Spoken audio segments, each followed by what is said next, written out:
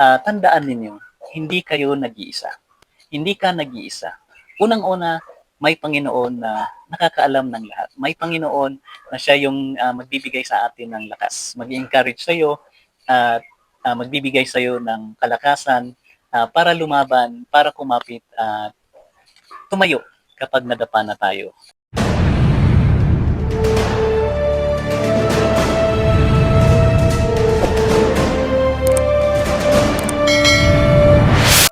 Hello mga kabukid, kumusta? Magandang hapon sa inyong lahat. Hapon ko ginawa itong video ito.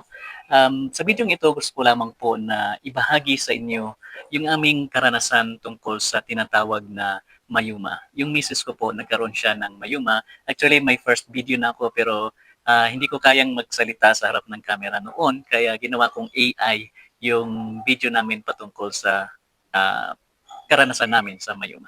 Pero ngayon, matapang na po ako at may lakas ng loob na ikwento sa inyo, baka makatulong at baka maging daan ito para ma-encourage po kayo mga na makakanood ng bidyong to na nakakaranas din ng mayuma o may kakilala kayo o kapamilya kayo na nagkaroon din ng ganitong karanasan or nasa ganitong karanasan sila sa mga panahon na to. So, panoorin niyo po ang bidyong to. Ginawa ko to para sa intensyon na makatulong sa simpleng paraan, makapagbigay ng kaalaman at maka-encourage na din sa inyo ano yung ginawa namin, ano yung karanasan namin, gaano kahirap, ano yung mga pinagdaanan namin, at ano yung pinaka-final decision namin para mawala yung mayuma ng misis ko.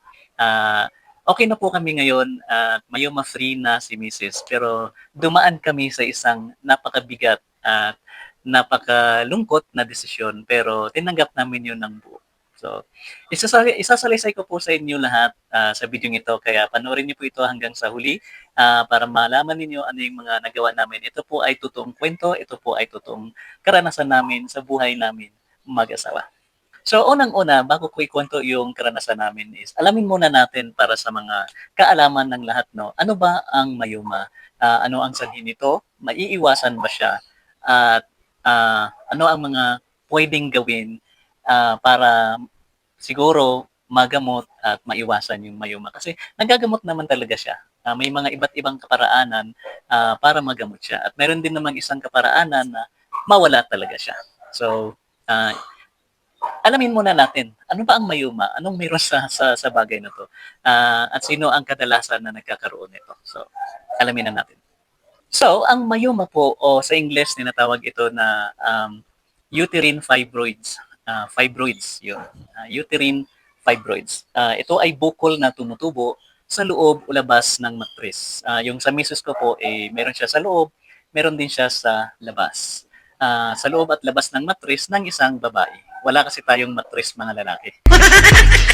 So, importante po na malaman natin, makinig po kayong mabuti yung mga nagsisimula pa lang sa journey na to. Tapos na kami sa journey kasi na to. So, napakahalaga po na malaman ninyo na ang mayuma o uterine fibroids ay benign. Ibig pong sabihin, hindi siya cancerous o hindi siya cancer. So, nagkaroon man kayo ng mga bukol-bukol dyan sa matris ninyo, kagaya ng misis ko, ay hindi po yan cancerous. Hindi po siya magiging cancer. Kaya benign po ang diagnose sa inyo ng inyong mga doktor o ng inyong mga OB. At kadalasan po yan ay nararanasan ng mga kababaihan sa kanilang reproductive years. Ibig pong sabihin kapag kayong hindi ka pa menopause. So, ito ay malimit talagang nararanasan ng mga kababaihan. Lalo na sa panahon ngayon, ang daming numbers of mga kababaihan na mayroon nito, yung tinatawag nga na mayoma. Before kami nagkaroon nito, bago kami nakaranas ng ganitong experience, yung isip ko noon, ano ba yung mayoma? May ganoon palang sakit. May existing pala na ganoong karamdaman sa mundo. Halos hindi ako makapaniwala na isa kami sa nakaranas ng sakit na to. At yun nga, malungkot na karanasan yung sinapit namin. Pero nakabangon naman kami. Yan yung gusto kong sabihin din sa inyo. So kailangan nating bumangon, fight, laban lang. Tapos itong mayoma din po, pwedeng kasing liit, magsisimula siya sa kasing liit ng isang buto ng pakwan o buto ng mansanas.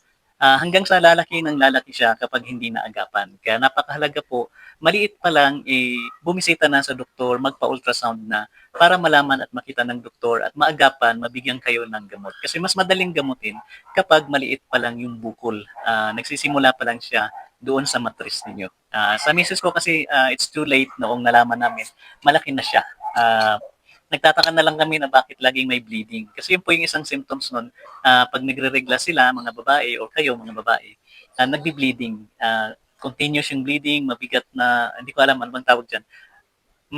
Marami siyang dugo na ilalabas kasabay ng pagre-regla time niya. So kapag umaatake, madalas umaatake kasi yung sakit kapag nasa menstrual period. Ang hirap sabihin ng mga ramdaman yung mga babae.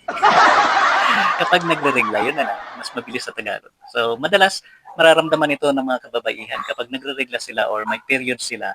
Kasi talagang ang sakit, nagkakaroon sila ng dysmenorrhea, yung sakit, sobrang sakit. Yung misis ko, hindi halos makagulapay, hindi makatayo, hindi halos makalakad. So, sobrang sakit po talaga. Kaya, kung sino man sa inyo rito na nanonood o nakikinig na nakaranas na nito or nasa ganitong kalagayan, naiintindihan ko po kayo kasi naranasan din po namin yan at naranasan ng misis ko. Of course, ramdam niya, ramdam ko din. Di man perfectong ramdam ko yung sakit, pero nakikita ko kung gaano siya nag-suffer sa mga panahon na yun. So ang susunod ay pag-usapan naman natin, ano ba ang mga sanhi nitong mayuma na tinatawag? Ang nakakalungkot po ay hanggang sa ngayon, hindi pa matukoy ng mga eksperto kung ano talaga yung sanhi ng pagkakaroon ng mayuma sa mga kababaihan. Ito yung malungkot na balita para sa inyo mga kababaihan. Pero, yun nga, kahit hindi man matukoy kung ano yung sanhi, pero mayroon namang mga gamot para dyan. Pero, mayroong mga bagay na kinukonsidera ng mga doktor na baka ito yung sanhi. Pwedeng ito, pwedeng ito. So, isa-isahin natin, tatlo lang naman yung bagay na sinabi sa amin, na binigay sa amin, ano yung mga posibleng sanhi. Marahil iba yung sasabihin sa inyo ng doktor ninyo, hindi ko alam paano sila nagkakaiba. Pero ito yung sinabi sa amin. Baka hindi to sabihin sa inyo. Ito yung sinabi sa amin. Unang-una yung tungkol sa hormones. Hindi ko alam hormones na tinatawag, estrogen at progesterone. Yung mga pangalan nila. Sila yung mga nagpapakapal dun sa linings ng uterus o ng matris ng babae. At sila yung dahilan kung bakit dumadami yung mga bukol doon sa lining ng matris ng babae. Kasi doon nagsimula yung sa misis ko. Pero nung nagpa-ultrasound nga kami, malaki na siya. Yung mga bukol sa lining ng matris niya is malaki na talaga. So, aside sa hormones na sanhi ng pagkakaroon ng mayuma, pwede rin daw po ang sanhi nito ay genetics. So, kung sa pamilya ninyo mayroon ng ganon, posible na magkakaroon din yung kapamilya ninyo. So, tanungin ninyo yung mga kapamilya natin na nagkaroon yan, baka may kamag-anak kayo na may ganyan, or parents, or sino ba, mga tita nila, or mga kapatid. Kasi posible talaga siya na magkaroon, siguro dahil sa lifestyle, kaya siguro nagiging genetic siya. So, wala namang ibang paliwanag, pero yun lang yung nabanggit sa amin. So nabanggit ko kanina yung tungkol sa lifestyle, no? Yung kasing sobrang timbang ng isang babae is isang sanhi o dahilan ng pagkakaroon ng mayuma. So kahit anumang karamdaman, pwedeng magiging sanhi talaga yung sobrang timbang o mas mabigat ka kaysa sa body mass index mo. Kung mataba ka or hindi man mataba pero mas mabigat ka kaysa sa body mass index mo, isa daw yun sa sanhi para magkaroon ng isang babae ng mayuma. At pangalawa is yung sobrang pagkain ng mga processed foods. So, ano ba yung mga processed foods? Yung mga paborito nating hotdog, mga sausage, at kung ano-ano pang mga dilata na pagkain. Pinabawalan ko si Mrs. niya noon pero mahilig talaga siya sa mga processed food. So yun, isa daw po yun sa sanhi kung bakit nagkakaroon ng mayuma yung mga kababaihan. So sa mga wala pang mayuma, ingat-ingat po tayo. Maging disiplinado tayo sa mga kinakain natin. Sana ay hindi masyadong marami ang mga processed food. Mas mainam pa din yung mga fresh na niluluto or talagang kayo ang nagluto or mama nyo ang nagluto para maiwasan yung mga chemicals sa mga kinakain natin. Kasi nakakasanhi po daw talaga siya ng pagkakaroon ng mayuma. So, ang susunod na tanong, kapatid, ay maiiwasan ba talaga natin ang sakit na to, ang pagkakaroon ng mayuma? Ang mabilis ang sagot po dyan ay hindi mahirap siyang maiwasan kasi dahil nga sa genetics ito or uh, hormones, dahil sa hormones natin, tapos lifestyle na din, ang hirap po talaga maiwasan. Pero pwede natin pababain yung risk para malaki ang tsansa o posibilidad na hindi ka magkaroon ng mayuma. So ano-ano ba yung mga paraan para maiwasan natin or mapababa natin yung risk para hindi ka magkaroon ng mayuma? Unang-una, nabanggit ko kanina yung timbang. So, alagaan natin yung timbang natin. Ibig sabihin, lagi tayong mag-monitor, i-check natin, mas mabigat na ba tayo, bumibigat ba tayo every month, every week. So, lagi natin i-check. So, magkaroon tayo ng healthy lifestyle. Tapos, syempre, connected sa timbang is pagkain ng mga healthy foods. So, mas marami dapat mga gulay kaysa mga unhealthy foods na mga processed foods nga na nabanggit ko kanina. Yun yung mabilis na kaparaanan para mapababa natin yung risk para hindi kayo agad-agad magkaroon ng mayuma.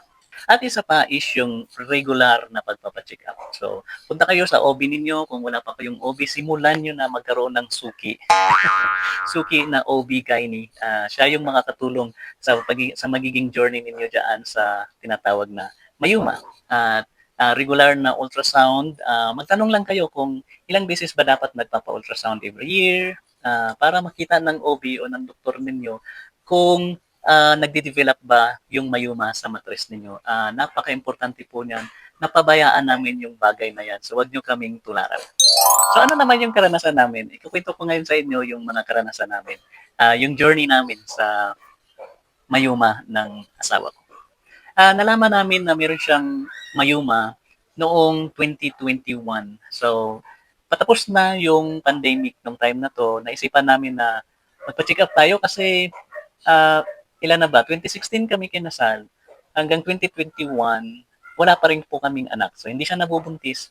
So, nagpa-check kami sa OB. Ano po ang dahilan nito? Kaya, bakit hindi kami nagbubuntis? So, ayun, ni-require siya mag-ultrasound at iba pang laboratory test. At lumabas nga doon sa ultrasound na yung lining doon sa yung mattress niya, sa lining ng mattress niya, mayroon ng mga bukol.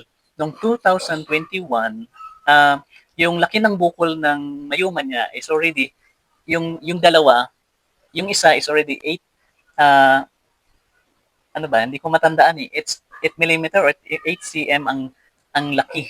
Tapos yung isa naman is 9. So sabi ng doktor, malaki na to. Sabi ko kanina, magsisimula siya kagaya ng buto ng pakwan or mansanas. Yung kay Mrs. maraming buto na. What? Kasi sobrang malaki na talaga siya. Sabi ng doktor, ano na siya, kasing laki ng ulo ng ewan ko, baby na nasa loob pa ng tiyan, na hindi pa naman lumabas. So, malaki na talaga siya doon. Kaya pala, well, yung dysmenorrhea naman ni Mrs. nagsimula yan nung dalaga pa siya. Hanggang sa nag-asawa kami, may dysmenorrhea na talaga siya. Masakit na talaga, nagbi-bleeding na talaga siya once may period siya. So, yun, 2021, nalaman namin, meron siyang ganon. Tapos, nirefer kami ng OB na nag-ultrasound sa isang espesyalista kasi nakatira kami ngayon sa Malaybalay. Nirefer kami sa Cagayan de Oro City. Mayroon siyang kaibigan doon na espesyalista at sabi niya magpa-consult kayo doon, magpa-advise kayo ano bang dapat gawin. Kailangan ba siyang operahan o kailangan ba siyang i-laser or magkakaya pa ba ng gamot? Kasi sabi ng OB, hindi ko linya yung pag-opera, sabi niya. So, hanggang doon lang sa makapag-advise siya ano ang magandang gawin. So, ni-refer niya kami sa kaibigan niya na specialist talaga sa mga mayuma. So, ang ginawa namin, wala kami ginawa. Hindi kami nagpunta sa Cagayan kasi wala akong kakilala doon, wala kami kakilala sa Cagayan de Oro. 3 oras yun galing dito sa Malaybalay. So, mahirap yung biyahe para sa amin. Tapos, ang hirap magka-back and forth. Medyo magastos din kapag pumunta kami doon. So, nagdesisyon kami na pabayaan mo na, total, kaya pa naman, carry pa naman. At yun yung danger na pinabayaan namin. Hindi namin agad-agad inagapan yung mayuma niya. Hanggang sa lumaki na siya. Too late na nung nagdesisyon talaga kami.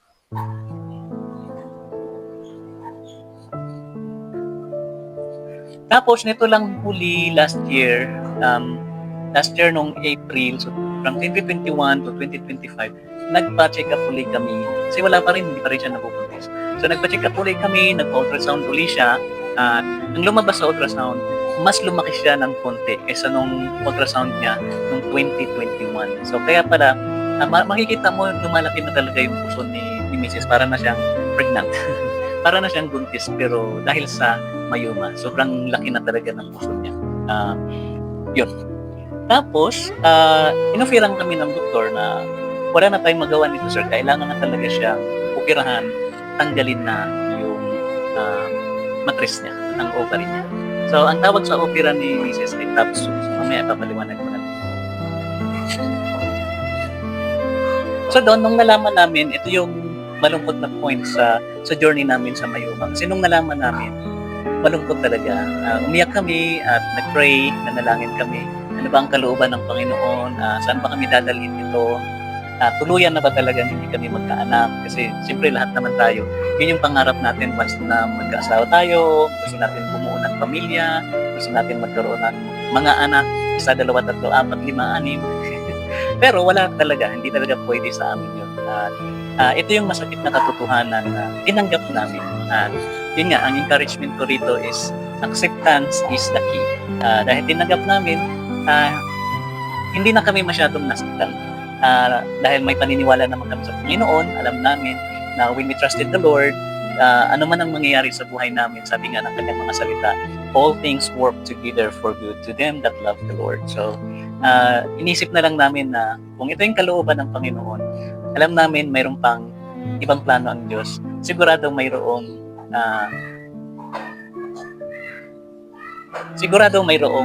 ibang dahilan ng Panginoon na marahil hindi namin alam o hindi pa namin nakikita. So, yun yung masakit doon. Pero, yun nga, acceptance is the key. Tinanggap namin siya ng buo na ito yung plano ng Diyos, ito yung kalooban ng Diyos. So, from April, nagdesisyon kami na hindi muna magpa-opera. Pero, as time passed by, lumipas yung May, June, July, August, sobrang malala na talaga yung mga symptoms ni Mrs. Nagsusukan na siya, nahihilo siya, bigla na lang may sumasama yung pakiramdam. Yung nakaka-worry sa akin is yung pagsusuka, paulit-ulit na pagsusuka niya. Tapos, siyempre kasama na din doon yung bleeding. Pag nag-period siya, malakas talaga yung bleeding ng pagdurugo niya. Bleeding siya. So yun, tapos sobrang sakit. Kung ano-ano ng pain reliever yung pinapainom ko sa kanya.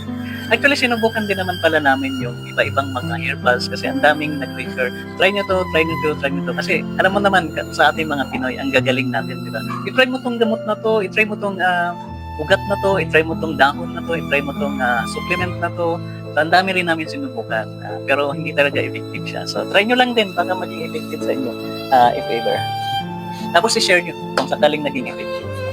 Tapos, yun, bandang November, sabi ni Mrs. hindi na talaga kaya, sobrang sakit na.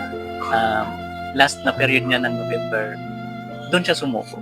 Na ito na yung point, ito na yung pinaka-point na magdesisyon na tayo, magpa-opera na ba, patanggal na ba tayo ng mattress or hindi pa. So, nag-pray kami at binigyan naman kami ng Panginoon ng wisdom na sige, go, pa-opera na natin yan. Total, tanggap na rin naman namin na hindi talaga kami magkakaanak. Hindi kami magkakaroon ng malaking pamilya. Kami pa rin dalawa hanggang sa huli. Till death do us part nga, di ba? So yun, nagpa-schedule kami ng December 20 last year, 2025, para maoperahan siya. So, TAPSU, yung opera sa kanya, na mahaba yung meaning nun, pangalan ng TAPSU, abbreviation siya. Ang ibig sabihin nun, operahan siya, tatanggalin yung matris niya, at tatanggalin din yung ovary niya, at saka yung cervix niya. So yun, maraming laboratory before, 2 weeks before the schedule opera, hanggang sa naoperahan siya, bago magpasko last year.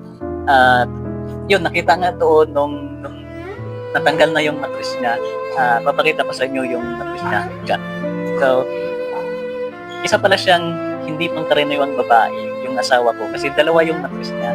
At yung dalawa na yun, nasa picture na yan, sobrang laki na nilang dalawa. So, sa picture, parang hindi mo lang masyadong maramdaman na malaki, pero malaki po yan. Yung dalawa niyan, mabigat po yan silang dalawa nung pinakita sa akin ng doktor pagkatapos na matanggal sa matris niya, yung sa katawan niya. So, yun, mayroon siyang dalawang matris at meron din po siya dalawang cervix. Hindi ko alam bakit may ganon, pero tinanong ko si Doc, sabi niya, very rare case naman ito, posible talagang may ganoon daw na tao sa sanlibutan. So, hindi siya nag-iisa, kundi may iilang mga tao na mayroon talagang dalawang mattress at dalawang cervix na din. So, sinamahan nila yung dalawang ovary, left and right. So, tinanggal lahat yun, nilabas ng doktor. So, ngayon, wala na siyang mattress, wala na siyang ovary, wala na din siyang cervix. Yun yung journey namin sa myoma journey namin. Malungkot man, pero nalagpasan na namin ito. At ngayon, nagpapatuloy pa din siya for recovery process. So, mag-performance na siya this month, April 20.